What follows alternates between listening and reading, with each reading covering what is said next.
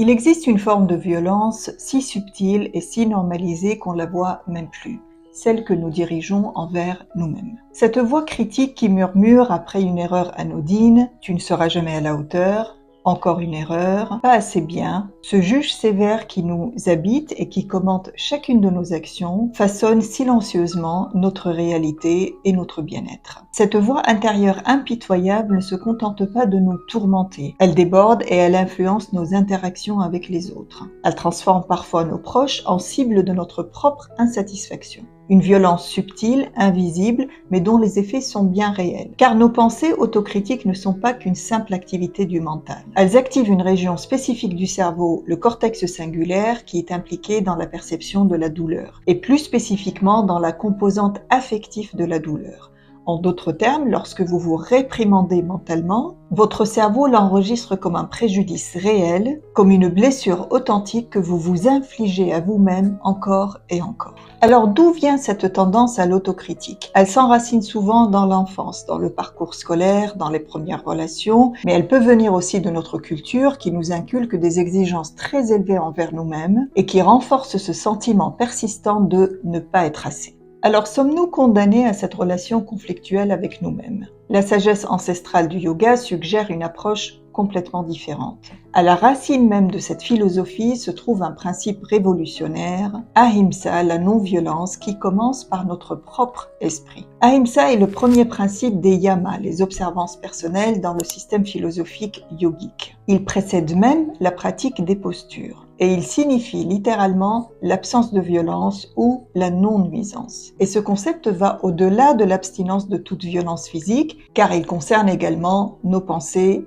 nos paroles et nos actions. Dans les Yoga Sutras de Patanjali, on lit cette phrase « Si quelqu'un est installé dans Ahimsa, autour de lui, l'hostilité disparaît ». Ce texte suggère qu'une personne qui, dans un état de respect des autres et de non-jugement, rayonne de ses qualités au point qu'il est presque impossible de devenir agressif en sa présence. Mais la tradition yogique reconnaît une vérité essentielle, c'est que cette pratique commence nécessairement par notre relation avec nous-mêmes, ce qui trouve aujourd'hui un écho remarquable avec les découvertes sur l'autocompassion. Plusieurs études ont démontré le lien entre l'autocritique et la dépression, tandis que l'autocompassion est associée à une meilleure adaptation physiologique et physique aux émotions difficiles. Les personnes qui se traitent avec bienveillance montrent une résilience accrue face au stress, une meilleure régulation émotionnelle et même un système immunitaire plus robuste. Et donc notre dialogue intérieur n'influence pas uniquement notre humeur, mais aussi notre biologie. Il y a un mythe persistant qui veut dire que l'autocompassion conduit forcément à l'indulgence et à la paresse. Si je suis gentil avec moi-même, pense beaucoup, je perdrai toute motivation et discipline. Alors que les recherches montrent exactement l'inverse. Lorsque nous nous traitons avec bienveillance, nous créons un environnement intérieur sécure qui favorise la prise de risque et l'apprentissage. On se libère de la peur de l'échec qui accompagne l'autocritique et on devient plus enclin à relever les défis et à persévérer face aux difficultés. L'autocompassion transforme profondément notre rapport à l'erreur. Au lieu de nous juger sévèrement, nous voyons nos échecs comme des opportunités d'apprentissage. Et cette perspective de croissance nous permet d'aborder les défis avec curiosité plutôt qu'avec anxiété. De façon surprenante, les personnes qui pratiquent l'autocompassion prennent en général mieux soin d'elles, non pas par obligation ou par culpabilité, mais parce qu'elles considèrent qu'elles méritent ces soins. En somme, l'autocompassion ne nous rend pas passifs, mais nous transforme en participants actifs et engagés dans notre propre développement et nous libère de la paralysie que provoque l'autocritique. Et notre capacité à nous traiter avec bienveillance a un impact direct sur nos relations avec les autres. Les personnes qui pratiquent régulièrement l'autocompassion démontrent une plus grande empathie face à la souffrance des autres. Elles ont une capacité accrue à pardonner et une meilleure régulation émotionnelle dans les conflits interpersonnels. Et l'explication est simple.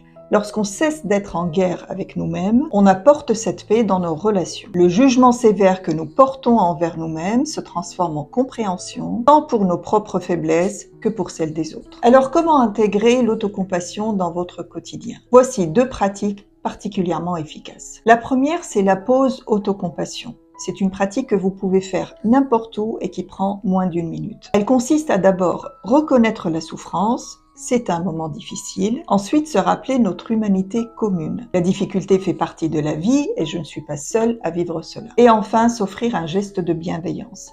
La main sur le cœur, une respiration profonde ou des mots réconfortants envers soi. La deuxième pratique consiste à consacrer 10 minutes à vous écrire une lettre depuis la perspective d'un ou d'une amie face à une difficulté que vous traversez. Que dirait cette personne qui vous connaît, vous apprécie et reconnaît votre humanité? En vous écrivant avec compassion, vous transformez votre relation au défi tout en calmant votre mental qui ressasse sans cesse ses peurs. Et sur votre tapis de yoga, transformez votre pratique en laboratoire d'autocompassion. Quand vous sentez vos limites, au lieu de vous juger, accordez-vous de la bienveillance et accueillez les sensations difficiles avec curiosité plutôt qu'avec frustration. Cette pratique permet de créer un pont entre le physique et le mental et transforme profondément votre pratique sur le tapis. Et elle vous permet de transporter cette qualité de bienveillance à tous les aspects de votre vie. Contrairement à ce que notre culture de performance nous a enseigné, l'autocompassion n'est pas une faiblesse ou un repli égoïste. C'est le fondement même de toute relation saine.